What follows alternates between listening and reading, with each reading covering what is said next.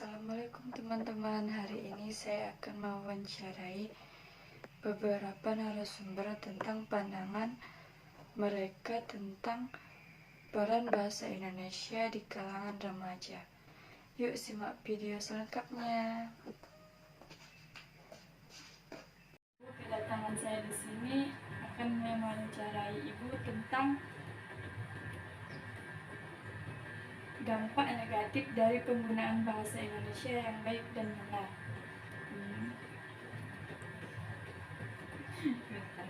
Jadi kalau ditanya soal dampak penggunaan bahasa Indonesia yang baik dan benar di kalangan kita, ada banyak bahasa sebenarnya sehari-hari bisa kita gunakan, termasuk bagaimana kita merasa nyaman antara penggunaan bahasa itu sendiri.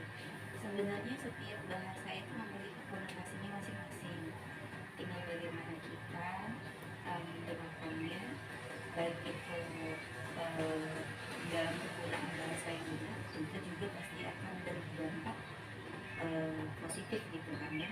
Cuman kalau misalnya memang bahasa yang kita gunakan itu dengan konotasi yang negatif, tentu juga akan berdampak negatif bagi kita sendiri.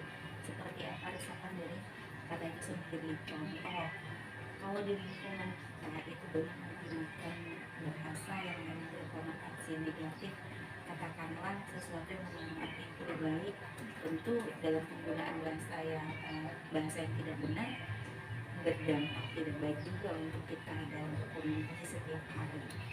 Jadi misalnya kalaupun memang ingin menggunakan sebuah bahasa, kita pahami dulu arti dari sebuah bahasa itu seperti apa. Jadi dimanapun kita berada, dimanapun kita berbicara sama orang, ketika memang kita sudah tahu apa yang harus kita bicarakan, jadi konotasi sebuah bahasa itu juga misalkan mungkin ada beberapa orang di sebuah daerah, banyak beberapa orang di daerahnya dengan menggunakan bahasa yang berbeda-beda. Tetapi kalau misalnya di daerah bahasa kita itu mengandung mengandung arti yang positif, belum tentu di daerah orang tersebut bahasanya itu akan mengandung hal yang sama seperti itu. Jadi mungkin kalau misalnya seperti itu, bisa juga digunakan bahasa yang memang lebih mudah dipahami oleh orang. Itu aja sih. Jadi kalau ketika kita berbicara dengan bahasa yang mudah dipahami oleh orang lain, otomatis orang juga akan lebih enak berkomunikasi sama kita. Inti dari sebuah bahasa itu adalah komunikasi. Itu. Terima kasih. Baik Ibu, terima kasih atas waktunya. Saya ucapkan wassalamualaikum warahmatullahi wabarakatuh. Assalamualaikum warahmatullahi wabarakatuh, Ibu. Waalaikumsalam warahmatullahi wabarakatuh. Saya di sini akan mewawancarai Ibu tentang pengertian bahasa Indonesia. Ya, Apa Ibu bisa menjelaskan apa itu bahasa Indonesia? bahasa Indonesia adalah sistem lambang yang berupa sembarang bunyi atau dipakai orang untuk mengelahirkan dan perasaan dalam memperluas pengetahuan. Bahasa adalah sistem lambang bunyi yang arbitrary yang digunakan oleh anggota suatu masyarakat untuk bekerja sama, berinteraksi, dan mengidentifikasi diri. Apakah Ibu bisa menampakkan apa itu saja, Bu, menurut Ibu? Ya, menurut saya itu saja tentang bahasa Indonesia. Oke, terima kasih Bu atas waktunya.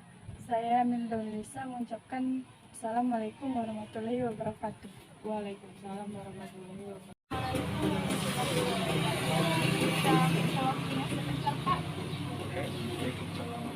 Saya di sini akan mewawancarai Bapak tentang apa pengaruh bahasa Indonesia terhadap remaja.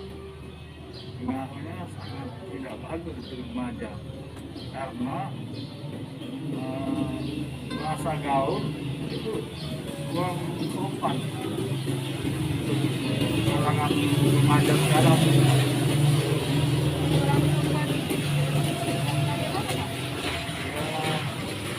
contohnya aja kan apa bahasa gaulnya apa ya? Ya pokoknya kurang sopan lah untuk Maaf Pak, terima kasih Pak atas Oh, iya. waktunya. Assalamualaikum Ibu. Waalaikumsalam. Kedatangan saya di sini ingin mewawancara itu tentang apa saja bahasa gaul yang sering digunakan di kalangan remaja. Bahasa gaul yang sering kita gunakan adalah badut, mager, dan macam-macam bahasa gaul yang sering kita gunakan. Apakah bahasa gaul sering berganti-ganti? Bu? Ya, karena setiap tahun atau setiap peningkatan kita sering berganti-ganti bahasa gaul. Assalamualaikum Ibu, kedatangan saya di sini. Saya ingin menanyakan fungsi bahasa. Oke, mengenai pertanyaan dari fungsi bahasa, sebenarnya fungsi bahasa itu ada 3. Yang pertama, sebagai alat untuk mengekspresikan diri.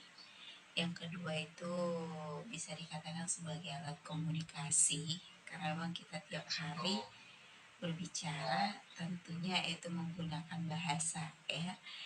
Yang ketiga, sebagai alat untuk mengadakan adaptasi sosial seperti itu.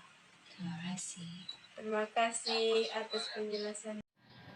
Assalamualaikum warahmatullahi wabarakatuh Ibu. Waalaikumsalam warahmatullahi wabarakatuh.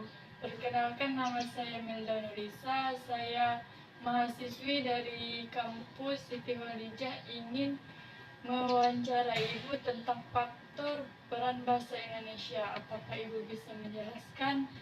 Ya, ada 3 faktor peran bahasa Indonesia, yaitu faktor agama, faktor sosial, dan faktor politik. Apakah Ibu bisa menjelaskan apa yang maksud dengan faktor agama? Faktor agama adalah faktor, yaitu faktor kekeluargaan atau pekerjaan atau pendapat. Baiklah Ibu, saya Melda Nurisa mengucapkan terima kasih. Terima kasih telah meluangkan waktunya sebentar. Saya akhiri dengan wassalamualaikum warahmatullahi wabarakatuh. Waalaikumsalam warahmatullahi wabarakatuh.